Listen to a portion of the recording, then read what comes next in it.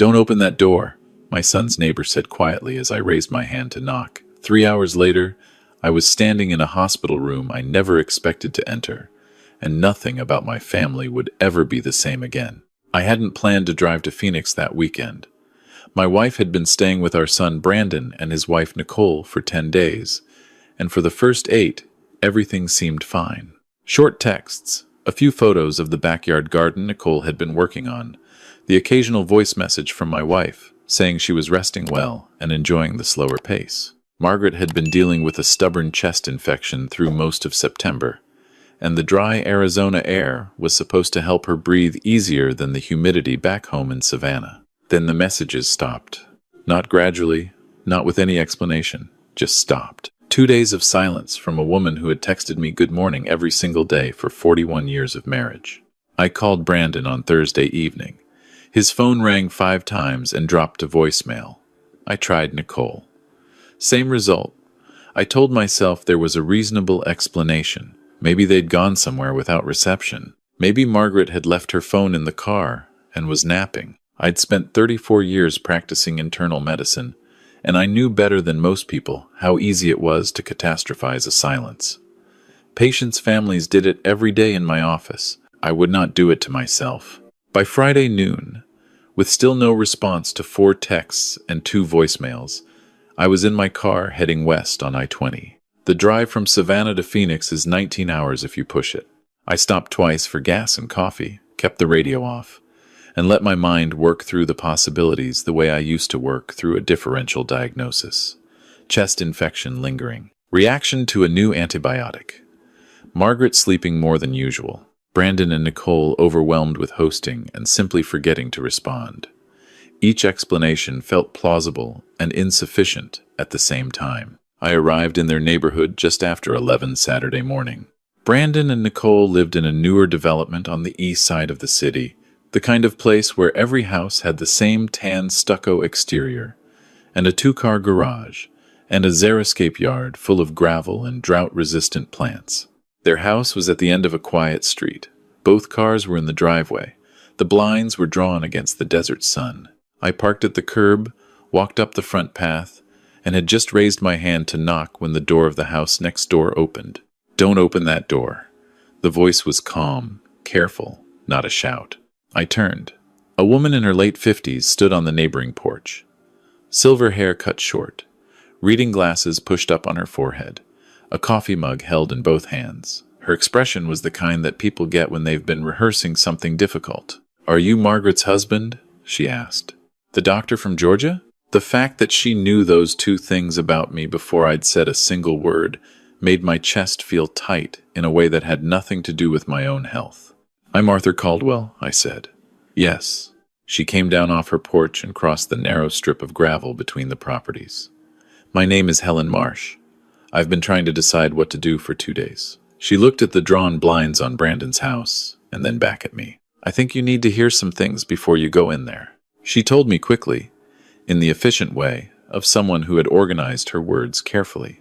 9 days ago, which was the night after Margaret arrived, Helen had heard sounds through the shared wall between the houses. Her office was on that side, and the walls were thin in these developments. She heard Margaret's voice, not words exactly, but a tone, confused, frightened, and then Brandon's voice, lower, reassuring, saying, "Mom, you're just tired. It's the elevation. It's the dry air. You need to rest." The next morning, Helen had seen Margaret through the back fence. My wife was moving very slowly across the yard, one hand trailing along the fence for balance. Helen had called out to say hello, and Margaret had looked up with an expression that Helen described as not quite right. Distant, like she was trying to locate herself. Helen had knocked on Brandon's door that afternoon and asked if Margaret was okay. Nicole answered.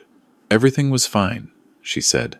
Margaret's chest infection had settled in, and the doctor had adjusted her blood pressure medication. She was resting. They were monitoring her. There was no need for concern. But 2 days after that, on Wednesday, Helen had seen the paramedics. She'd heard the ambulance before she saw it. Came out to her porch and watched 2 EMTs go into Brandon's house with a chair stretcher. Watched them come back out 7 minutes later with Margaret in it. Margaret's head was rolling to one side. Her color was gray. Brandon and Nicole stood in the doorway and watched the ambulance leave without getting in it. They didn't follow her? I heard my own voice come out flat, diagnostic, processing. They went back inside, Helen said. I called out to them and asked which hospital. Nicole said Mercy General and that it wasn't as serious as it looked, just a medication interaction, and that they'd go check on her in a bit. Helen pressed her lips together. I've been watching their house since then. Neither car has moved. I had my phone out before she finished the sentence. I called Mercy General, worked through 3 different departments until I reached the nursing supervisor on the cardiac floor. Gave my name, gave Margaret's name, identified myself as her husband and as a physician. She was there, admitted Wednesday morning. Serious but stable. What's her presentation? I asked, because old habits don't leave you just because you're retired. Sir, I can't give details over the phone. You'll need to come in and speak with her attending. I'm 20 minutes away. I was already moving toward my car. Helen called after me with the address and told me she'd be available if I needed anything. I thanked her without looking back.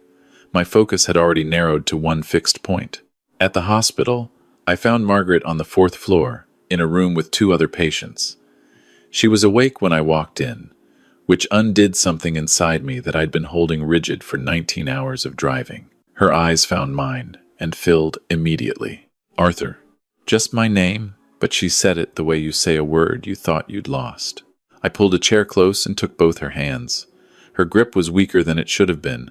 Her color was still off, a grayish pallor I knew from years of practice and had never wanted to see on my wife's face.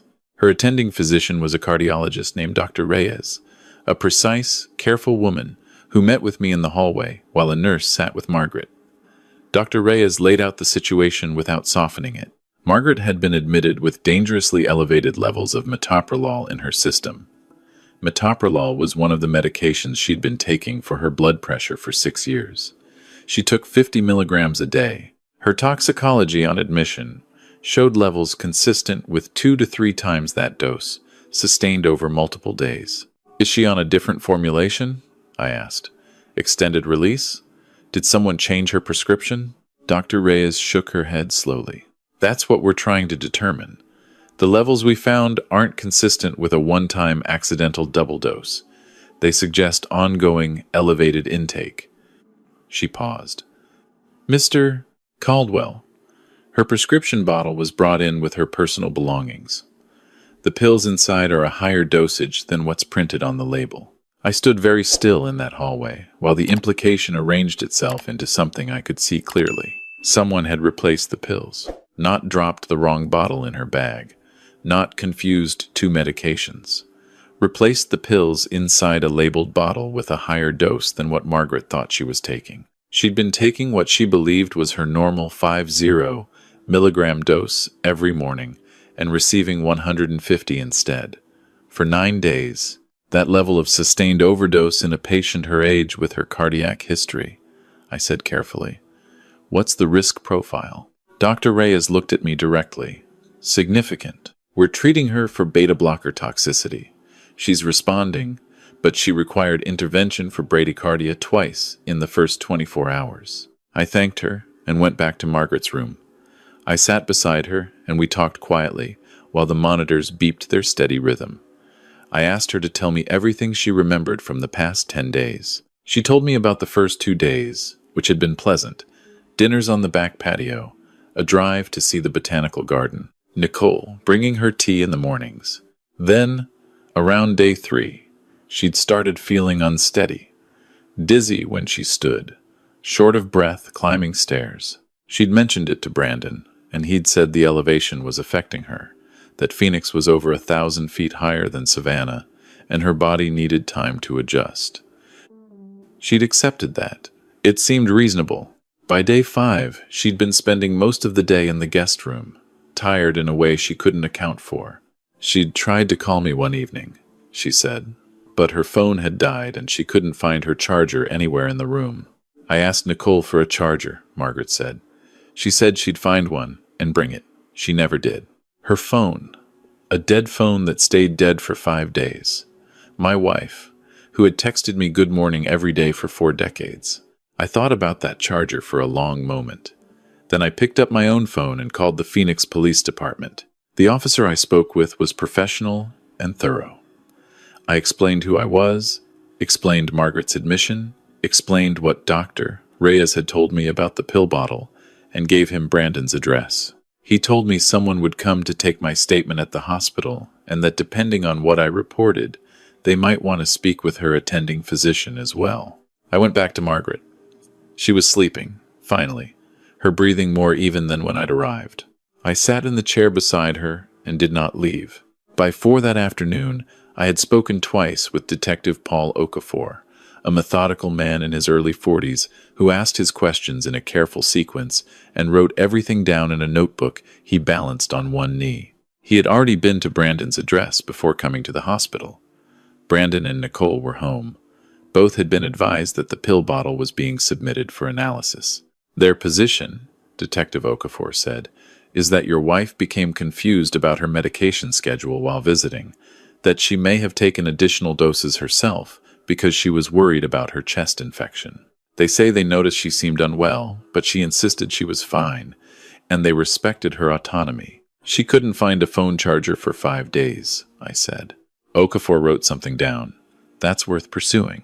My wife is one of the most methodical people I have ever known. She has taken the same blood pressure medication at the same time every morning for 6 years.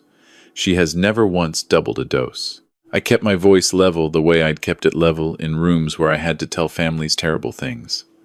The pills inside her bottle are not her prescription. Someone put them there. Okafor nodded. We'll need a search warrant to go further. What you've given me, combined with the hospital's toxicology findings, is enough for me to request one. He closed his notebook. In the meantime, I'd ask that you not contact your son or daughter-in-law directly. I told him I understood. That night, after Margaret slept and the hospital floor quieted, I sat in the dim room and let myself think about Brandon. He was 42 years old. He had a master's degree in finance that Margaret and I had paid for. He had a house that we'd helped with the down payment on when he and Nicole married 6 years ago. He coached youth soccer on weekends and had a laugh that filled a room, a laugh that I'd heard since he was 3 years old. I thought about the last year of phone calls, the shifts in conversation that I had noticed, but had attributed to stress, the questions about our estate plan, Brandon asking, with what had seemed like reasonable curiosity, whether we had a financial advisor or if we managed investments ourselves, Nicole asking Margaret, on a visit to Savannah 8 months ago, whether we'd thought about simplifying our assets as we got older. Margaret had mentioned it to me afterward, puzzled but not alarmed. I had filed it away as the kind of awkward conversation adult children sometimes have when they start thinking about parents aging. I had not connected those dots.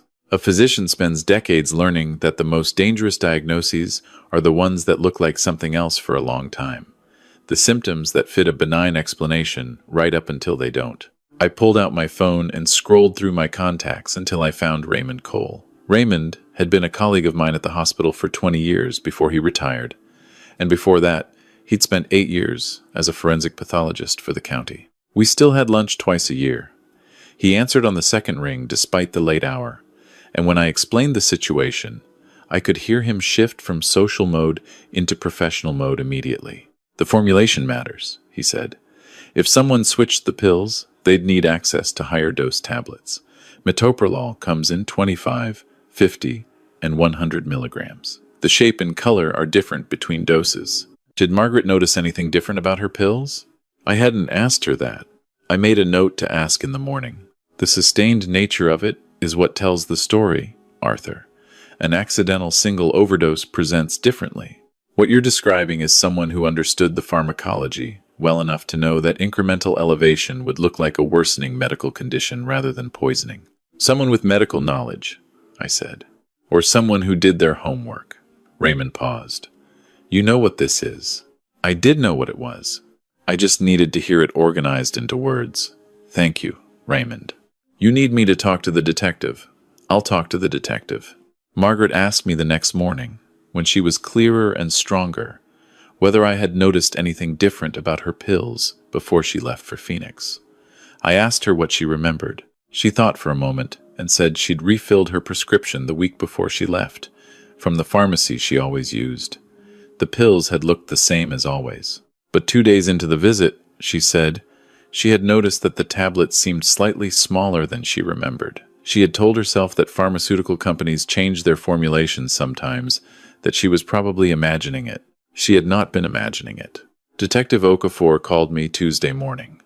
The warrant had been executed Monday evening. They had found 3 things that mattered. The first was an empty blister pack of 100 milligram metoprolol tablets in the bathroom trash, tucked underneath other waste in a way that suggested it had been placed there deliberately rather than dropped. The second was Nicole's laptop, with browser history that included searches for metoprolol overdose elderly, high blood pressure medication mixing, and how long does beta blocker toxicity take, the most recent of which was dated 11 days ago, 4 days before Margaret arrived. The third item was a receipt found in Nicole's car from a pharmacy 2 towns over, a pharmacy that was not their regular one, purchased 17 days before Margaret's visit. The prescription was for metoprolol 100 milligram tablets, a quantity of 60, written under a name that wasn't Brandon's or Nicole's. "We're running the prescription name now," Okafor said, but the receipt itself shows intent to obtain the medication outside their normal pharmacy and outside their own names. Combined with the browser history and the pill bottle from the hospital, we have enough to move forward. What does move forward mean at this stage? Arrest warrants, both of them. He paused. I wanted to tell you before it became public. I sat in Margaret's hospital room after I hung up and looked at my wife sleeping in the afternoon light. The monitors kept their rhythm. Outside the window, Phoenix went about its ordinary Tuesday in the dry, bright heat. I thought about Nicole. She and Brandon had been married 6 years. I had walked her down the aisle at their wedding when her own father was too ill to travel. I had paid for half the rehearsal dinner because they were young and starting out, and it was the right thing to do. I had liked her. I had trusted her in my home, at my table, with my wife. I thought about the 12 days Margaret had spent in their house, getting sicker every morning while taking what she believed was her medication, while Nicole brought her tea and said the elevation was affecting her, while Brandon said she just needed rest. I called my attorney. Gerald Hoffman had handled everything for Margaret and me for 19 years. Wills, property, a small medical malpractice matter in 2011 that never went anywhere. He was in his office and heard me through without interrupting. "First thing we do," he said, "is your estate documents. Today, are you where you can sign electronically? I can make that work. Brandon is currently the secondary beneficiary after Margaret, correct?" "Correct. We remove him. We need a new will drafted that redirects everything. I'd suggest a combination of a charitable foundation and a designated trust for Margaret's care. We also need a financial power of attorney review. Make sure Brandon has no existing access to any accounts." He didn't have access to accounts, but he knew what was in them. Margaret and I had been transparent with him over the years, in the way that parents are when they trust their children without question. We had told him things that we now realized we should not have told him. "What are we looking at financially?" Gerald asked. "The house, investments, retirement accounts, somewhere around $2.5 million in total." A pause. "That's a significant motive, Arthur." I knew it was. I had known it since the pill bottle. The arrests happened Tuesday evening. Brandon and Nicole were taken from their home in separate patrol cars. The charges were attempted murder in the first degree and conspiracy to commit murder. A third charge of elder abuse was added the following morning. I heard about it from Okafor. I did not see it happen. I was with Margaret when her nurse came in to check her vitals, and afterward, Margaret and I sat quietly for a while. She had known the arrests were coming. I had told her what I knew as I learned it, not because I wanted to burden her, but because she had the right to know, and because the alternative was lying by omission to the woman who had been with me for 41 years. "Tell me again what they found on the laptop," she said. Not a question, exactly. More like someone asking you to confirm a thing they still cannot believe. I told her again. The searches, the dates, the timeline that placed Nicole researching the overdose thresholds 4 days before Margaret arrived, which meant the plan had been in motion before my wife even packed her bag. Margaret looked at the window for a long time. Then she said, "She called me her second mother." I did not have an answer for that. I held her hand instead. The bail hearing was Thursday. Brandon and Nicole appeared via video from the county facility.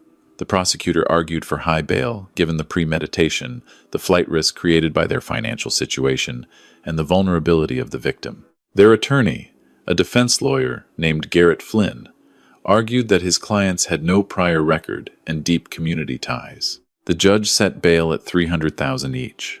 Flynn had them out by Friday afternoon on a bond that pledged their house, which was the only significant asset they had left after I learned, through Gerald's research, the full scope of their financial situation. Gerald had engaged a private financial investigator within 24 hours of my call. The picture that came back over the following week was a precise accounting of how desperate things had become. Brandon had lost a substantial amount through a series of bad investment decisions, the kind that start with confidence and end with doubling down on losses. A tech startup in 2022 that failed. A cryptocurrency position that collapsed. Margin calls that cleaned out his brokerage account. He had borrowed against his 401k to cover the margin calls, and then borrowed from Nicole's mother to cover that. And by the time Margaret came to visit, they were 4 months behind on their mortgage and had 3 credit cards in collections. Nicole had called Gerald's office 11 months ago. I learned this from Gerald himself, who hadn't connected the name until he pulled his records. She had called posing as a general inquiry about estate planning, asking hypothetical questions about what happened to assets when someone died without a will versus with one, whether a spouse's inheritance could be transferred, how long probate typically took. She'd said she was asking on behalf of an elderly relative. Gerald had answered her questions professionally and thought nothing more of it. 11 months ago, she had been planning for nearly a year. Flynn's media strategy began the Monday after the arrests. I recognized it the way I had once recognized the early signs of a disease process. First, a sympathetic profile in the Phoenix New Times. Brandon and Nicole photographed in their living room, looking exhausted and frightened. The article presented their version with careful neutrality. According to them, Margaret had been confused about her medication since before she arrived. They had tried to help her manage it. They had been seconds from calling an ambulance, when a neighbor overreacted and made the situation worse than it was. The pills found in the trash were from an old prescription. The browser searches were Nicole doing research after the fact, trying to understand what was wrong with her mother-in-law. I read the article at Margaret's kitchen table in Savannah. She had been discharged 4 days earlier, and we had driven home slowly, stopping in New Mexico and Texas to let her rest. She was improving, but not at the rate I wanted. Her cardiologist in Savannah had her on a careful tapering protocol, and I was monitoring her at home with the thoroughness of someone who had spent 3 decades knowing exactly what to watch for. "They're going to say I was confused," Margaret said from across the table. She'd read the article over my shoulder. "They're going to try." I wasn't confused, Arthur. I knew something was wrong. I knew what my pills looked like. I knew I wasn't getting better the way I should have. Her voice was steady. "I know what I experienced. I know you do." I turned the tablet face down. "And the evidence is not on their side."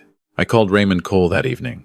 He had agreed to serve as an expert witness for the prosecution if needed, and he walked me through the medical evidence the way he used to walk juries through forensic findings. The sustained nature of the overdose, the presence of 100 milligram tablets in the bathroom, the pharmacy receipt, the browser history. Each item alone was explainable. Together they formed a pattern that had only one coherent interpretation. Gerald filed a civil lawsuit that same week. Attempted wrongful death, intentional infliction of emotional distress, medical expenses that had already reached $80,000 and were climbing. The civil action ran parallel to the criminal case, and its immediate practical effect was an asset freeze motion that Gerald argued successfully the following week. Brandon and Nicole's joint accounts, their small remaining investment portfolio, and their house were locked. They could not sell or transfer anything until the civil case resolved. Flynn responded with his own motion, claiming the freeze was designed to prevent them from mounting an adequate defense. The judge denied it. The evidence supporting the freeze was substantial. I spoke to Brandon once during this period. He called on a Thursday evening when Margaret was in the other room. I answered because I thought there might be something procedurally useful in whatever he said. He told me this was a misunderstanding. He told me Nicole loved Margaret like a mother. He told me that if I would just talk to Flynn, they could explain everything, and this would all become clear. And didn't I want to keep the family together? He said the word family 3 times in 4 sentences. I let him finish.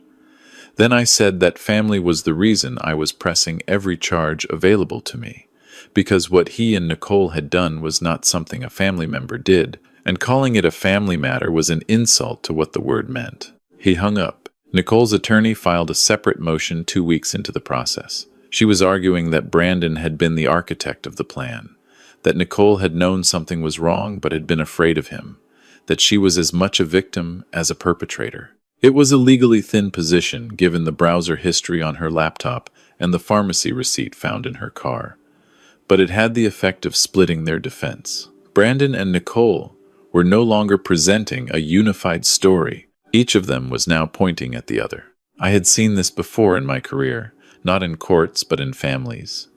The moment the shared story starts to fracture, you learn what people are actually willing to sacrifice to protect themselves. The fracture happened faster than I expected. 3 weeks after the arrests, I received a call from the prosecutor assigned to the case, an assistant district attorney named Christine Yee, who had the brisk, organized manner of someone who had handled serious cases for a long time. Nicole's attorney had approached her office with an offer. Nicole was prepared to provide full cooperation and testimony in exchange for reduced charges. "What's she offering?" I asked. "Everything. Her version of how the plan developed, whose idea it was initially, the specific steps, when and where the pills were purchased, who replaced the contents of the bottle. She's also prepared to hand over text messages from a secondary phone we didn't find in the initial search." A secondary phone. I filed that away. "What's the offer?" "Conspiracy to commit attempted murder rather than the primary attempted murder charge. 8 to 12 years with the possibility of parole after 7. I thought about Margaret the morning I arrived at the hospital, her grip weak and her color wrong. I thought about 9 days of Tyler and Nicole watching my wife deteriorate while telling her it was the altitude. What happens to Brandon if she testifies? He faces the full charge without a cooperating co-defendant to contradict. The texts she's handing over apparently include messages where he explicitly discussed the dosage and timing. He becomes very difficult to defend. "Accept her offer," I said, "and make sure you ask her about the charger." The secondary phone produced text messages that the prosecutor described to me as devastating. Sent between Brandon and Nicole over the 3 weeks before Margaret's visit, the messages documented a plan that had been revised and refined like a project. They discussed the dosage, the substitution method, the timeline, how to explain Margaret's deteriorating condition to anyone who might notice. In one exchange, Brandon had done the math on how long it would take before Margaret's condition became critical at the elevated dose. Nicole had responded with a single word, "Good." I asked Christine Yee to read me that exchange over the phone, and I wrote it down in the same legal pad where I'd been keeping notes since the hospital in Phoenix. Then I sat in my study for a while and looked at what I'd written. Brandon had been 3 years old when I taught him to ride a bike on the sidewalk in front of our house in Savannah. He'd been 16 when I drove him to his first job interview and waited in the car to hear how it went. He'd been 36 when he called me from the hospital parking lot, crying, to say that the fertility treatments hadn't worked again and he didn't know how to tell Nicole. That was the person I had known. The person who had written "good" in response to a calculation of how long it would take his mother to die was someone else, or the same person, and I had not seen it. I did not know which of those possibilities was harder to accept. Margaret found me in the study that evening. She came and sat in the chair across from my desk, the way she had sat across from me in various studies and offices over 4 decades of marriage, with the comfortable familiarity of someone who has earned the right to all your spaces. "You've been in here for 3 hours, she said. "I know." She looked at the legal pad. "The texts." "Yes." She was quiet for a moment. Then she said something that I have thought about many times since. I keep trying to find the moment where we failed him, where we went wrong, what we should have done differently. She looked at me steadily. I can't find it, Arthur, and I've been looking. Neither can I. Maybe that's not where the answer is. She straightened slightly in the chair. Maybe some people make choices that have nothing to do with what they were given. I thought she was right. I also thought that knowing she was right would not make the next part easier. Brandon's preliminary hearing was 3 weeks later. Nicole had signed her plea agreement by then, and the text messages were in evidence. Brandon's defense attorney mounted a competent argument that the evidence was circumstantial and that Nicole's testimony was the self-serving account of a co-defendant seeking leniency. It was the right argument to make given the circumstances. It wasn't enough. The judge found sufficient cause to proceed to trial on all counts. Brandon did not look at us in the courtroom. He sat at the defense table with his attorney and kept his eyes forward or down. At one point, when the text messages were referenced in the proceeding, his jaw tightened, and he looked at his hands. That was the only reaction. Margaret sat beside me in the second row. She had dressed carefully that morning, the way she dressed for things that required composure. When the judge ruled, she didn't move or change her expression. She was somewhere inside herself that I couldn't quite reach. Afterward, in the parking lot, she said she was glad she had come, that she needed to see it was real and moving forward, that she would not let herself be kept away from the process by the fear of seeing him. I told her she was braver than I was. She said that wasn't true. She said that coming to the hospital at 11 in the morning after driving 19 hours straight on a feeling was not something a person without courage did. The civil trial was set for 2 months after the criminal proceedings. With Nicole's plea in place and Brandon facing trial on all charges, Gerald told me the civil case was essentially resolved before it began. The asset freeze had been in effect for months. The house would go to foreclosure within the quarter. There was nothing of significant value left to pursue, which was why Gerald recommended we proceed quickly and establish the judgment on record rather than dragging it out. Brandon's trial lasted 4 days. The text messages were admitted without significant challenge. Nicole testified for 2.5 hours, precise and without apparent emotion, answering every question Christine Yee asked. She described the plan from its earliest stage, which had been a conversation Brandon initiated 8 months before Margaret's visit. She described the pharmacy 2 towns over. She described replacing the pills herself, carefully, over 30 minutes in the guest bathroom the day before Margaret arrived. She described the 9 days of watching Margaret decline and saying it was the altitude. The jury took 7 hours. The verdict was guilty on all counts. Brandon's sentencing was on a Thursday morning in February. Margaret and I sat in the same seats we'd taken at every hearing. The courtroom was quiet and warmer than it needed to be. The judge, a careful man named Judge Whitfield, who had the manner of someone who took the weight of his work seriously, looked at Brandon for a moment before he spoke. "You had your mother in your home," Judge Whitfield said, "and you used that trust to administer a slow poison to a woman who had done nothing but love you. You watched her become sicker each day. You prevented her from seeking help by isolating her from the person who would have recognized what was happening. The only reason she is alive today is because a neighbor on your street noticed what you were hoping no one would see." Brandon's attorney had prepared a statement for him to read. Brandon read it in a flat voice, acknowledging the harm he'd caused, expressing regret. It contained all the right words and none of the right weight. The judge acknowledged the statement and set it aside. 22 years. Eligible for parole after 18. Margaret's hand tightened on mine when the sentence was read.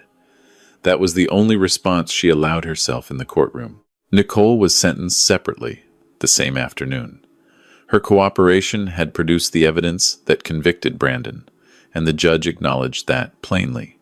8 years. Possibility of parole after 6.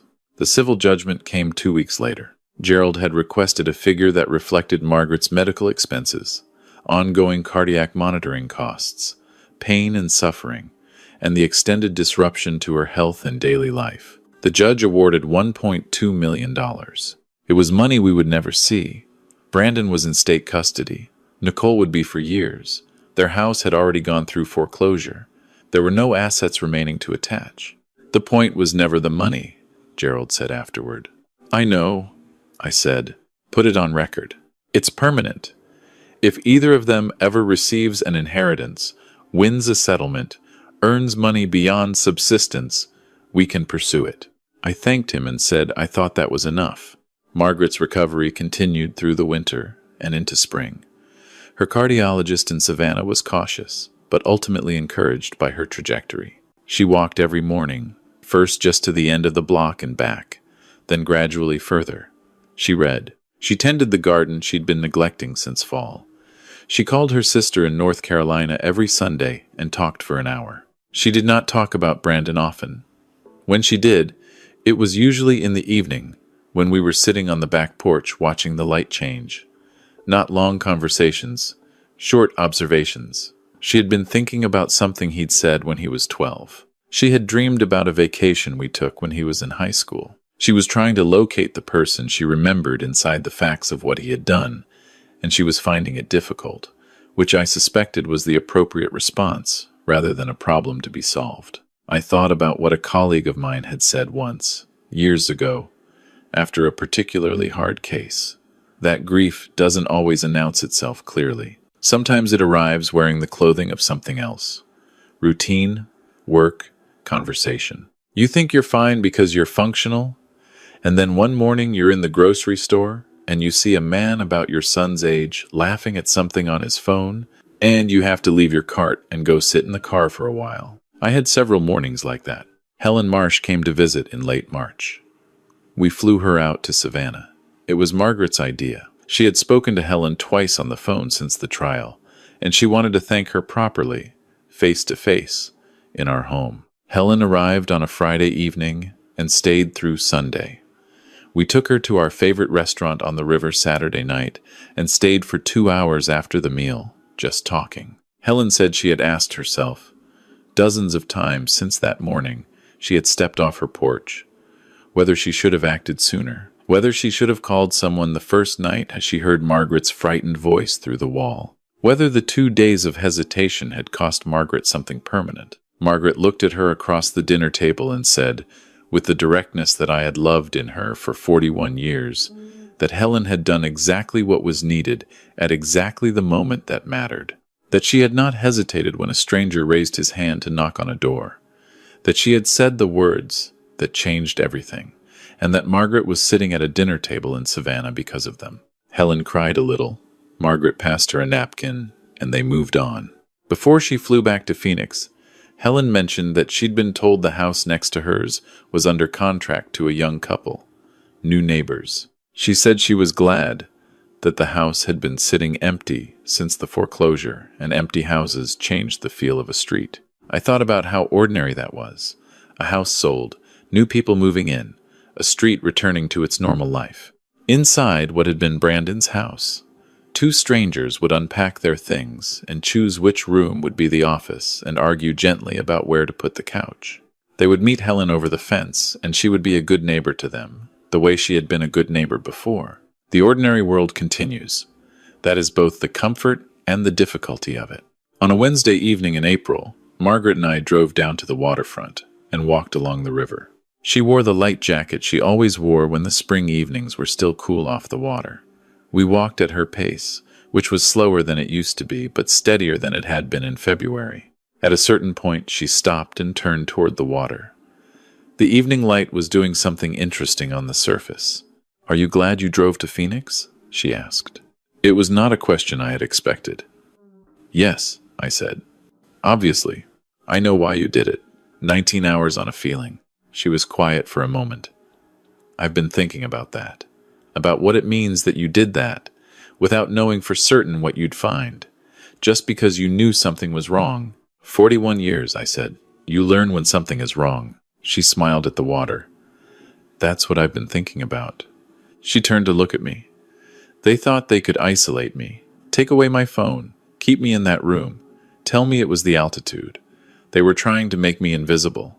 She paused. "But you knew. From 2,000 miles away. You knew. And you came." I didn't answer right away. I was thinking about the 19 hours on the highway, the dark phone in the cup holder that wasn't ringing, the way a silence can feel like a sound when you know someone well enough. "I'll always come," I said finally. It was not a dramatic statement. It was just the truth, said plainly, the way truths work best. She took my arm and we walked on. The river moved alongside us in the evening, indifferent and constant, carrying everything downstream toward wherever rivers eventually arrive. Above the city, the first few stars were beginning to show through the softening light. We had learned things in the past several months that no one should have to learn about their own family. We had lost something that couldn't be recovered and had never truly been what we believed it was. We had survived what had been designed to kill, and we had made sure that the design and the designers were documented, prosecuted, and held. That was not nothing. It was, in fact, everything. If this story stayed with you, please take a moment to like this video and subscribe to Ember Vengeance. Share it with someone who needs to hear it. And if you have your own story of family, betrayal, or resilience, leave it in the comments below. I read every one. To hear the next story, click the box on the screen now. Thank you for being here.